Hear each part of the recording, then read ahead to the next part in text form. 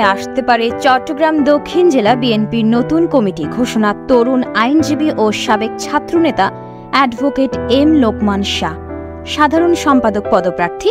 বিশেষ প্রতিনিধির ডেস্ক রিপোর্টে।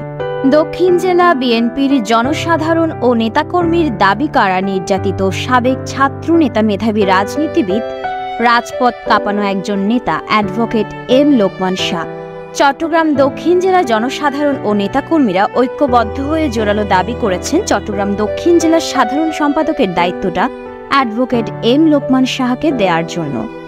একজন পরিচ্ছন্ন রাজনীতিবিদ ক্ষমতার বাইরে বিএনপি অনেক দিন যাবৎ, তবুও তিনি চট্টগ্রাম দক্ষিণ জেলা বিএনপির সহ সকল অঙ্গ ও সহযোগিতা সংগঠনের নেতাকর্মী, জনসাধারণের সাথে দেখাশোনা ও যোগাযোগ রেখে সবার সাথে সমন্বয় করে চলেন। অ্যাডভোকেট রহমান লোকমান শাহ একজন রাজপথের সফল নেতা। সে সিনিয়র নেতাকর্মীদের সাথে আলাপ আলোচনা করেন বিভিন্ন সময়।